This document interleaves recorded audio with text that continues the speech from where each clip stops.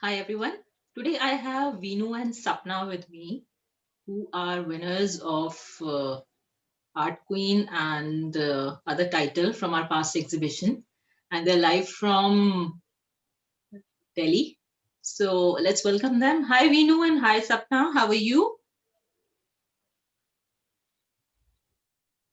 Hello, I'm Sapna Sharma. I'm fine.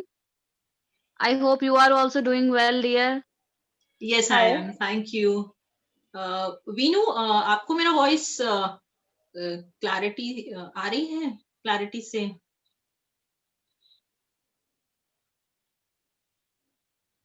Yes yes आ रही है। Okay सपना आपसे स्टार्ट करेंगे since you are a very good teacher as well as you are good with making products of the uh, the best out of waste. So I just want to know from you how best out of waste products help in solving environmental issues.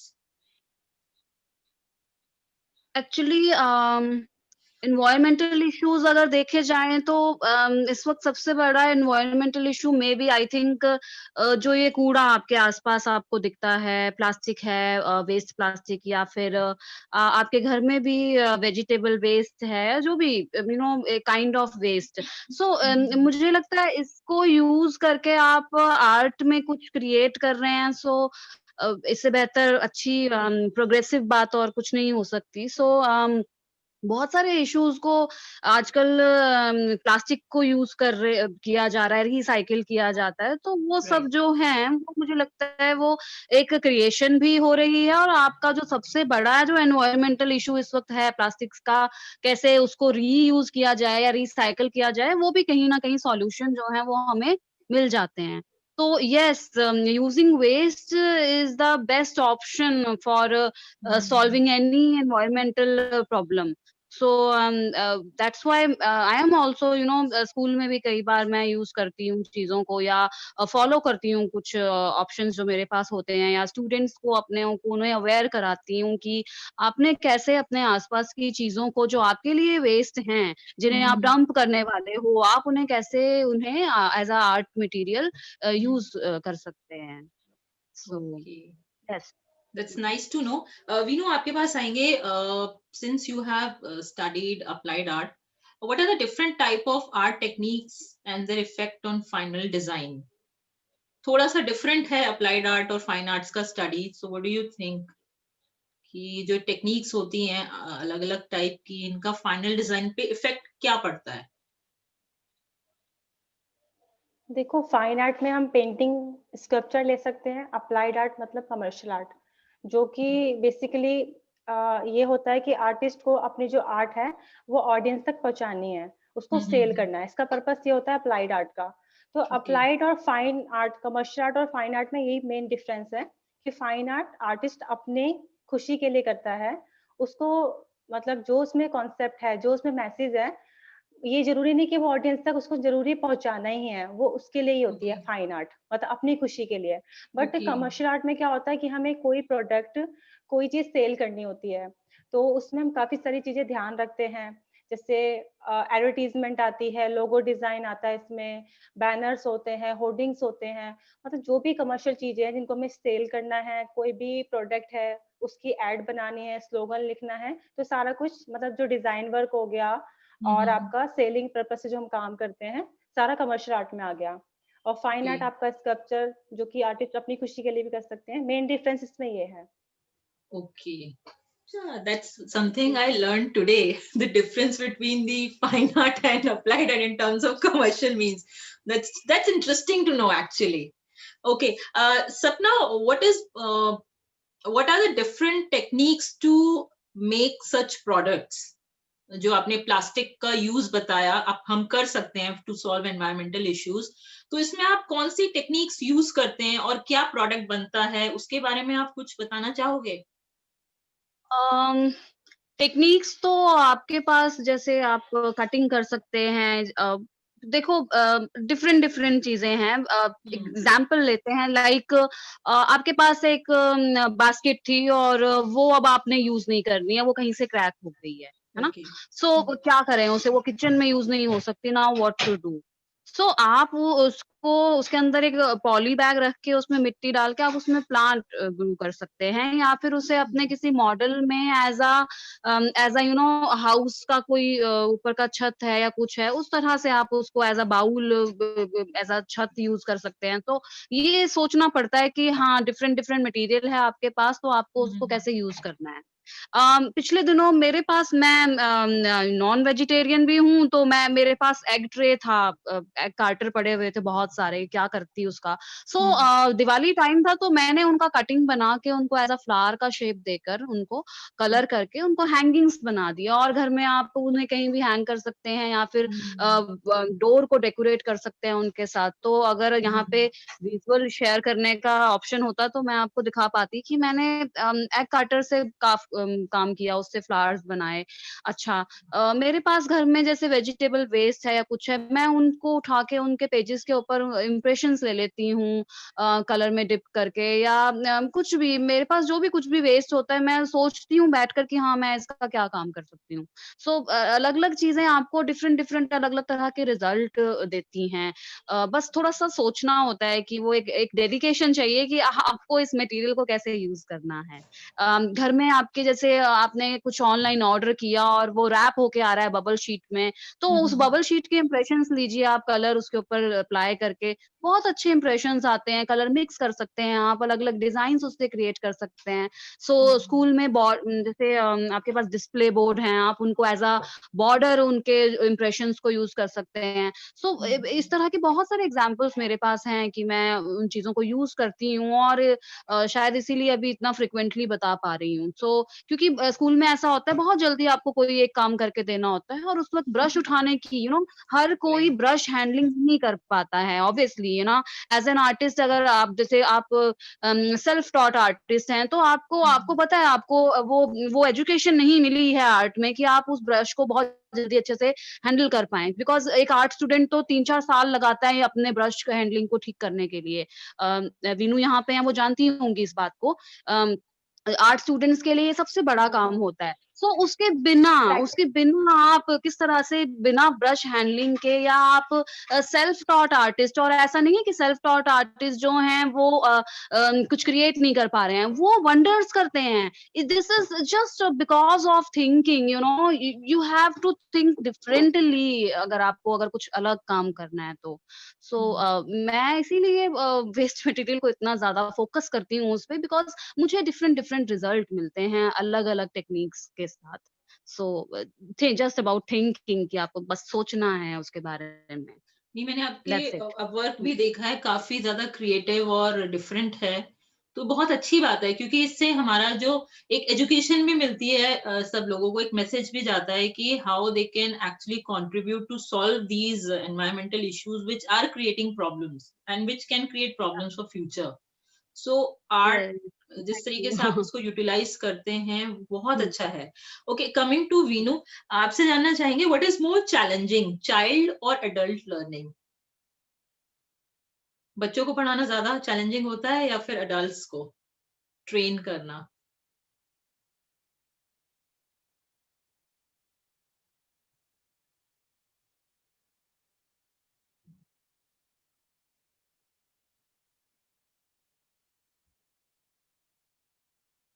I think Veenu हमारे साथ अभी नहीं है, सपना आपके साथ ही continue करेंगे।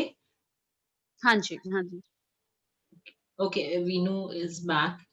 Veenu, child और एडल्ट लर्निंग में से क्या चैलेंजिंग है ज्यादा कंपैरिजन में? अलर्ट।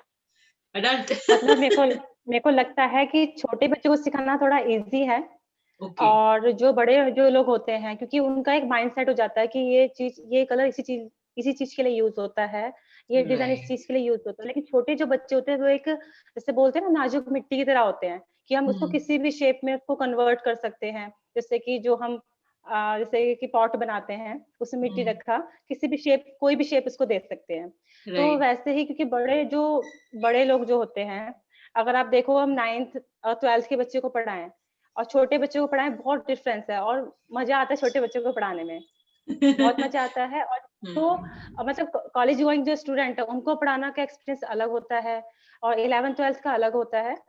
तो क्योंकि उनका ये होता है कि मतलब उनके पास क्वेश्चन, छोटे बच्चों से हम बहुत कुछ सीखते हैं, ये नहीं कि बड़ों से नहीं सीखते, बड़ों से भी सीखते हैं। एक क्वेश्चन राइट। जो छोटे बच्चों के होते हैं, उनके मतलब जैसे मैंने बोला कि हम उनको किसी भी शेप में ढाल सकते हैं। हम्म। और उनका मतलब पहले टीचर के ऊपर डिपेंड करता है कि बच्चा किस में इंटरेस्ट ले रहा है, इसको हमें किस डायरेक्शन में इसको आगे बढ़ाना है। तो हम्म। मतलब मुझे लगता है कि बड़ों को सिखाना थोड़ा टफ है, अच्छा। छोटों को सिखाते ओके। हैं। जी। राइट। आप तो कई एग्जीबिशंस में भी आपने पार्टिसिपेट किया है, कई एडल्ट आर्टिस्ट भी जी। मिले होंगे हुँ, सर्टेनली। तो हुँ। उनके साथ कभी डिस्कस की है ये सब चीजें? उनके साथ चैलेंज रहा कभी? वो तो और नहीं, भी उनके ज्यादा, साथ मतलब वो मतलब ये तो स्कूल से ही बाहर हो गए, तो डेफिनेट मतलब एक प्रोफेशन जो ऑलरेडी सेटल्ड हैं, उनके साथ बात हुँ, करना हुँ। और उनसे कुछ डिस्कस करना, वो भी चैलेंजिंग रहता है। जी, मैम। जैसे कि मैंने देखा है कि उनका, जैसे मैंने बोला, एक माइंडसेट हो जाता है। मान लो कोई वाटर कलर में काम कर रहा है, तो वो उसी स्टाइल में काम करेगा।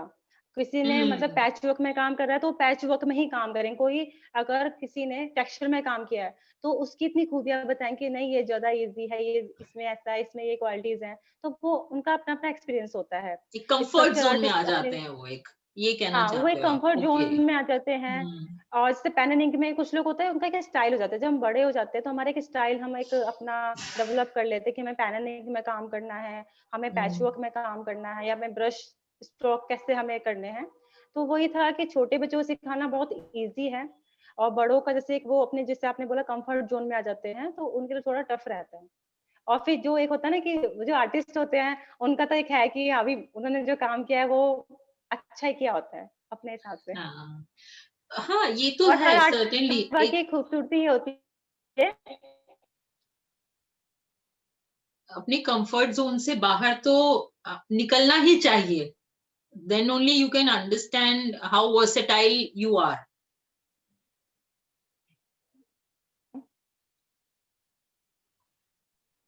अ, सपना, आपसे आपसे पूछेंगे, आपको क्या लगता वॉइस है ब्रेक हो रही है। कि आर्ट कैसे वुमेन और चाइल्ड एम्पावरमेंट को इन्फ्लुएंस करता है? ये एक बहुत ही कॉमन इश्यूज हैं आज की डेट में, women and child empowerment, child development, जिसमें हम आए दिन बहुत सी चीजें देखते हैं कि बहुत कभी डोमेस्टिक वायलेंस के केसेस भी आते हैं। आप सोशल इश्यूज अगर देखो तो सोसाइटी में भी काफी इश्यूज आते हैं। तो how do you think art can influence and solve these major problems and issues?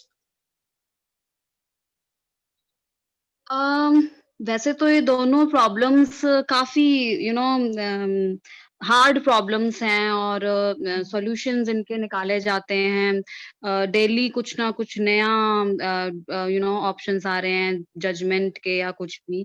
But हाँ, अगर बोलें कि आर्ट कैसे इसे हेल्प कर सकता है चीज़ों को, लोगों को ज़्यादा अवेयर कराने के लिए, तो आई आर्ट आर्ट है, म्यूज़िक है या फिर डांस है, ये कुछ ऐसी चीज़ें हैं, ये आर्ट ऐसी हैं जो लोगों तक पहुँचती हैं। सो ये चीज़ें जो हैं, ये आपको एज़ एन आर्टिस्ट, अगर हम किसी पर्टिकुलर इनमें से किसी टॉपिक पे काम करते हैं, तो हम लोगों को अपने आर्ट के थ्रू दिखा सकते हैं, हम पोस्टर बना सकते हैं, हम पेंटिंग्स कर सकते हैं, हम कोई डांस फॉर्म क्रिएट कर सकते हैं, या फिर कोई पोएम ऐसी लिख सकते हैं, जिसके थ्रू लोग अवेयर हों कि ऐसा नहीं करना है या क्या ड्रॉबैक्स हैं। अ, बाकी अगर मैं एज़ अ प्रोफ़ेशन कहूँ, तो जैसे बच्चों को एनजीओज़ में आर्ट सिखाई जा रही है, या बहुत सारी विमेन से रिलेटेड जो कुछ एनजीओज़ हैं जो उनके अपलिफ्टमेंट के लिए काम करते हैं, तो उनको वो एक एक तरह की इस तरह की कोई आर्ट सिखा देना उनके लिए हेल्पफुल होता है कि वो इन फ्यूचर उसे एज़ प्रोफ़ेशन, या फिर एज़ अपने अपलिफ्टमेंट के लिए, या अपने लाइवलीहुड के लिए वो उसको यूज़ कर सकते हैं उस चीज़ को, है ना? तो आर्ट, किसी भी फ़ॉर्म की आर्ट हो, ये अपने आप में एक गिफ्ट है। ये ऐसा गिफ्ट है जो जो लोगों को अवेयर भी करवाता है, बिकॉज ये ऐसी आर्ट फॉर्म है जो विजुअली देखी जाती है। और दूसरा ये कि अगर ये आप किसी को इसको सिखा दें या कोई इसे सीख ले अच्छे से, तो वो अपने लिए भी काम कर सकता है, वो अर्न कर सकता है, वो बहुत सारे ऑप्शंस उसके लिए ओपन हो सकते हैं। That's why I think schools या फिर कॉलेजेस बहुत फोकस कर रहे हैं। लास्ट 10-15 इयर्स में काफी चेंजेस देखने में आए हैं, बिकॉज हाँ, when we are in school ना, वी वर इन स्कूल, इतने ऑप्शंस नहीं थे, but slowly slowly you can find the changes actually, you know. हर कहीं फाइन आर्ट्स या फिर डांस हैं, और इतने सारे रियलिटी शोज हैं। आप देखिए लोग कहाँ-कहाँ से बच्चे, यू नो, आप अगर बच्चों की बात कर रहे हैं तो बच्चे कहाँ-कहाँ से निकल के आते हैं, कुछ कुछ बहुत अच्छी फैमिलीज से नहीं है, still you know they are that on camera है, ऑन कैमरा होते हैं वो। तो आई थिंक बहुत अच्छा एक ऑप्शन है, पॉजिटिवनेस है आर्ट के अंदर अपनी, एक पीसफुल एनवायरनमेंट वो सामने वाले को क्रिएट करवाता है या करता है। सो वो हम्म, बहुत अच्छा है ये चीज। तो आई थिंक इनडायरेक्टली और डायरेक्टली आर्ट कहीं ना कहीं हम लोगों को इन्फ्लुएंस करता है। और शायद इसीलिए ये इस तरह की प्रॉब्लम्स जो हैं उनके थ्रू अब जो आर्टिस्ट इसमें इन इन टॉपिक के साथ काम करते हैं, वो लोगों को अवेयर कराते हैं डायरेक्टली और इनडायरेक्टली।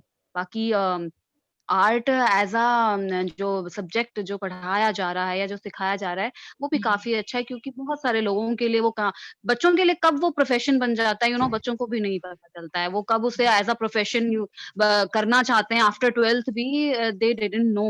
एंड वो इतने आर्ट में हो जाते हैं कि वो आगे उसको कंटिन्यू करते हैं, और ये बहुत अच्छी बात है। सो कहीं न कहीं अच्छा है ये वुमेन एम्पावरमेंट और चाइल्ड उसके लिए एम्पावरमेंट के लिए। सो आई आपका क्वेश्चंस, बहुत अच्छे क्वेश्चंस पूछ रही हैं आप नीति मैम। मुझे बहुत अच्छा लग रहा है आपको आंसर करने में, यू नो। बहुत ज़्यादा प्यारे क्वेश्चंस हैं जिनके आंसर्स आपको बहुत अच्छे से, और जो सुनेगा ऐसे मेरे लिए मुझे लगता है बहुत अच्छा है ये प्लेटफ़ॉर्म जो भी आप प्रोवाइड कर रही हैं हमें, बोलने का हम्म। मौका दे रही हैं। Thank you so much for this. नहीं, you are welcome, thank you. क्योंकि मुझे ऐसा लगता है कि वुमेन एम्पावरमेंट और चाइल्ड डेवलपमेंट के लिए हमेशा काम करना चाहिए, irrespective of the hmm, fact that people across the globe are working towards women empowerment. But still, at the same time, there are certain areas where few things are overlooked. No doubt we uh, encourage equality, लेकिन women empowerment का जैसे मुझे लगता है, आज की date में भी मैं आपको एक रियल लाइफ एग्जाम्पल बता रही हूँ। अभी एक हम छोटे बच्चों के लिए क्रिएटिव टैलेंट हंट क्यूरेट कर रहे हैं, और हुँ, ईस्टर्न साइड से एक छोटी बच्ची 10 या 11 साल की, उससे बात हुई थी रिगार्डिंग दिस। तो मुझे बहुत ओके। दुख हुआ था ये सुन के कि she was pulled out of the school. Oh! Why? Yes, she was pulled out of the school, and when I spoke to her mother, and her father was no more, when I spoke to her mother, it was very disheartening to know that even her mother was not encouraging uh, her to pursue her studies as well as to pursue art, which is her dream. तो वहां पे जो ये ओह! Situations होती है ना, मैं आपको बताऊं, बिकॉज हुँ, मैं उस बच्चे का पेरेंट नहीं हूँ, तो मैं तो डायरेक्टली एग्ज़ैक्टली। इंटरवीन कर भी नहीं सकती। बट इस प्लेटफॉर्म के थ्रू मुझे कई ऐसे केसेस मिले, कई ऐसे सिनारियोज मिले जहाँ पे हम लोग ऐसे पेरेंट्स के कांटेक्ट में भी आए, बच्चों के कांटेक्ट में भी आए, जहाँ पे ये चीजें बहुत ज्यादा, मतलब नहीं है। आप ये कह लो, या तो वो रूरल एरिया है, झारखंड की थी वो बच्ची। तो बहुत दुख हुआ था, क्योंकि उसका बहुत मन था पढ़ने का आगे, और उसको आर्ट में भी पार्टिसिपेशन करना था, बनाना था। बट उसको वो एनकरेजमेंट, आप कहो ना, वो एक्सपोजर नहीं मिल पा रहा था। तो उन सिचुएशंस को हम किस तरीके से टेकअप करें, किस तरीके से कन्विंस करें, वहां पे टीचर्स की भी, जहां तक मुझे लगता है, वो एक इम्पोर्टेंट रोल होता है, सोसाइटी का होता है। जिस एरिया में वो बच्चे या फैमिलीज रहती हैं, वहाँ के जो भी गवर्नमेंट अथॉरिटीज होती हैं, उनका भी काफी इम्पोर्टेंट रोल होता है। तो इसी चीज को ध्यान में रखते हुए मैंने सोचा कि हम इस तरीके से कुछ टीचर्स से, या फिर जो इन्फ्लुएंशियल पीपल हैं फ्रॉम द सोसाइटी, उनसे कांटेक्ट करें, डिस्कस करें, और इस चीज को हम एक्सपोज करें, ताकि उन बच्चों के लिए भी कुछ हो सके। और एक और सिनारियो जो Yes, मेरे good, सामने good. आया फ्रॉम सदर्न इंडिया, बच्चा Okay. काफी छोटा है, फैमिली पुअर है, टेनेंट है वो लोग, और स्कूल में जा नहीं रहा बच्चा, और स्कूल फी डिमांड कर रहा है। Okay, okay. Wow. और वो बच्चा कंपटीशन में इसलिए पार्टिसिपेट करना चाह रहा है ताकि वो विन कर सके, so that he can get the prize और the money whatever is required. तो वहां पे किस तरीके से इन चीजों को टेकअप किया जाए, इस बारे में आप कुछ अपना ओपिनियन दीजिए दोनों, वीनू और सपना, कि ऐसे इश्यूज को किस तरीके से हम सॉल्व करें अपने प्लेटफॉर्म के थ्रू या फिर आर्ट के थ्रू, बिकॉज ये चीजें भी बहुत इंपॉर्टेंट होती हैं, और इस तरीके के जो प्लेटफॉर्म्स होते हैं या कॉम्पिटिशन्स होते हैं, इसमें हम इस तरीके, मुझे बहुत अच्छा लगा एक्चुअली कि मैं ऐसे लोगों से भी मिली, तो जो चीजें ओवरलुक हो जाती हैं वो सामने आई, बट वो सॉल्व करने के लिए थोड़ा माइंडसेट चेंज करने के लिए अभी भी और क्या कर सकते हैं हम पेरेंट्स का माइंडसेट चेंज करने के लिए, ताकि वो गर्ल चाइल्ड को एजुकेट करें, और एक तो गर्ल चाइल्ड थी और एक बॉय था एक सिनारियो में, तो ऐसे सिनारियोस को में हम किस तरीके से हेल्प कर सकते हैं अपार्ट फ्रॉम दिस प्लेटफॉर्म, और क्या कर सकते हैं हम ऐसे बच्चों के लिए या ऐसी फैमिलीज के लिए? ऐसे बच्चों को मतलब हम डायरेक्टली उनको जैसे हम डायरेक्टली इंटरवीन नहीं कर सकते क्योंकि हम पेरेंट नहीं है, but as a society, as a responsible citizen हम जहाँ लोग। तक हो सके एनजीओ के लिए।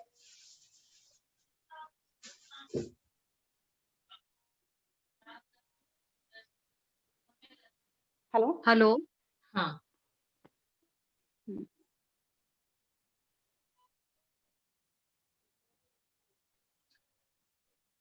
वीनू शायद आप डिस्कस करना चाहोगे? हाँ जी मैम। मैं कहती थी जैसे ऐसे बच्चों के लिए काफी सारे एनजीओज हैं, लेकिन अगर हम खुद अगर सोसाइटी में रहते हैं तो हमें किसी और की तरफ देखने की जरूरत, मतलब ये होता है ना कि हम खुद क्यों नहीं कर सकते, होता है ना कि काफी की गवर्नमेंट क्यों नहीं कर रही है, ये एनजीओज क्यों नहीं कर रहे हैं। तो हमें, अगर हम इस सोसाइटी का हिस्सा, अगर हम इस देश का हिस्सा है, तो हमें खुद रिस्पॉन्सिबिलिटी लेनी चाहिए। अगर हमारे आसपास ऐसे कुछ बच्चे हैं जिनके पेरेंट्स अफोर्ड नहीं कर सकते हैं, जो कि उनके पेरेंट्स मजदूरी करते हैं और वो स्कूल फी अफोर्ड नहीं कर पा रहे हैं, या बच्चे को जो उनको करना है, जैसे बच्चे मान लो आर्ट में अच्छे हैं और बच्चा को मटेरियल नहीं है उसके पास, वो नहीं कर पाता, तो बहुत सारी चीजें ऐसी है, बहुत सस्ते में भी ऐसे आर्ट मटेरियल हैं अवेलेबल, हम उनको करा सकते हैं और ऐसे बच्चों को डिस्ट्रीब्यूट कर सकते हैं, जिससे कि वो, अगर मान लो कि उसको हम A4 साइज की ड्राइंग फाइल भी हम उसको प्रोवाइड कराते हैं, कुछ आर्ट के जो आर्ट कलर्स हैं, जो भी कलर्स हैं वो उसको देते हैं, मे बी वो उसमें ही कुछ अच्छा करे, और फिर जो वो काम है उसके वीडियो बना के, उसकी कुछ कुछ स्टॉप मोशन मूवीज ऐसे अलग अलग बना बना के हम लोग हम उसमें ऑनलाइन दिखा सकते हैं कि देखो इस तरह के बच्चों को हम इस तरह से उनको प्रमोट कर सकते हैं, क्योंकि हम उनको बड़ी बड़ी गैलरीज नहीं प्रोवाइड करा सकते हैं, हाँ, क्योंकि अगर हमें अपना भी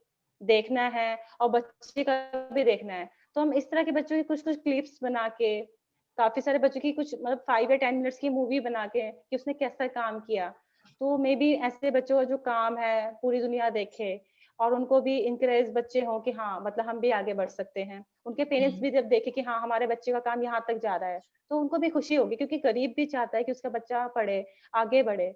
और जो मे बी स्कूल वाले को तो चाहिए कि ऐसे बच्चों की जो फी है वो वगैरह सब, मतलब कि नहीं लेनी जो चाहिए। बच्चे इकोनॉमिक मतलब ग्राउंड पे थोड़े, हाँ थोड़े नहीं कर सकते अफोर्ड उनके पेरेंट्स, उन बच्चों की फीस नहीं लेनी चाहिए। मतलब जैसे होता है कि बच्चों की जो पेरेंट्स होते हैं वो अपना कि क्या वर्क कर रहे हैं उसका उनसे प्रूफ ले लें और हिसाब से मतलब बच्चों की ऐसी फी ना ले, क्योंकि और बच्चों को स्कूल से बुक्स कॉपी वैसा फ्री मिलना चाहिए, चाहे गवर्नमेंट स्कूल हो चाहे प्राइवेट स्कूल हो, दोनों स्कूल राइट। से बच्चों को ऐसी चीजें फ्री मिलनी चाहिए, ताकि वो बच्चे भी आगे जाके मतलब समाज के लिए कुछ कर सके, जब उनको लगेगा कि हाँ इन लोगों ने हमारे लिए कुछ किया, क्योंकि ऐसे बच्चे ना आगे बढ़ के बहुत अच्छा बन सकते हैं। हाँ। टैलेंट होता है उन बच्चों में, बस उनको फैसिलिटीज नहीं मिलती, इसलिए थोड़ा पीछे रह जाते हैं। हम्म, अभी इनफैक्ट हमारे स्कूल में भी लॉकडाउन के टाइम पे कुछ ऐसे बच्चे थे, एक 12th क्लास का बच्चा था, उसके पापा की जॉब छूट गई। अब हम्म, 12th क्लास में वो अपनी पढ़ाई छोड़ने की बोल रहा था। तो हमारे वाह, स्कूल के एक सर हैं, अरुण सर, इकोनॉमिक्स। हम्म,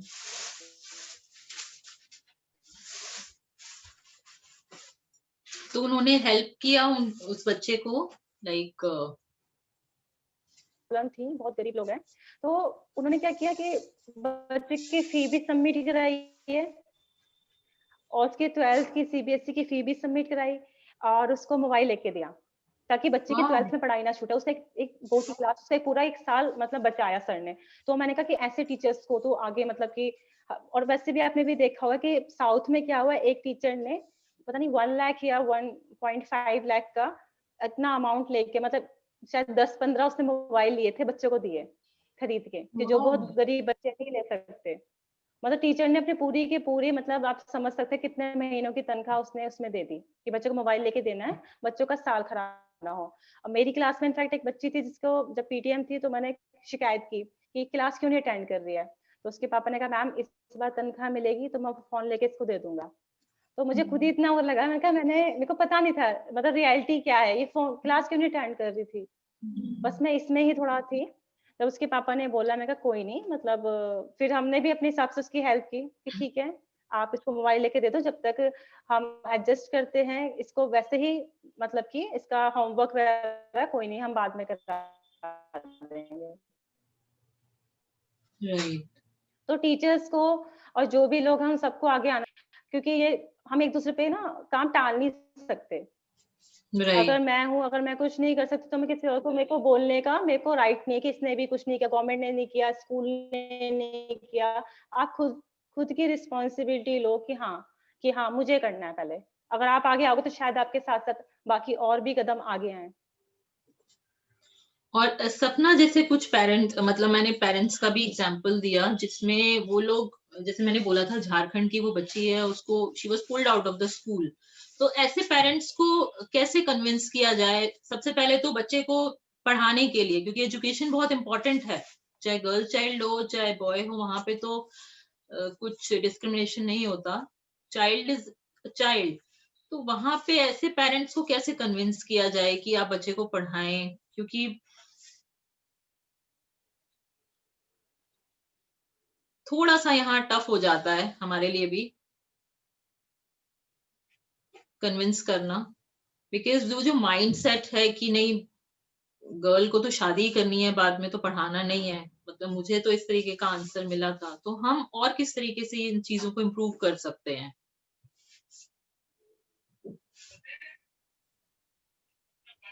नीति मैम, मैं आए? हाँ, हाँ, आप अ, वीनू जी ने बहुत अच्छा, मतलब उन्होंने काफ़ी अच्छे सजेशंस दिए। मैं एग्रीड करती हूँ उनके साथ कि हाँ, हमें इन जैसे बच्चों को मोटिवेट करना चाहिए।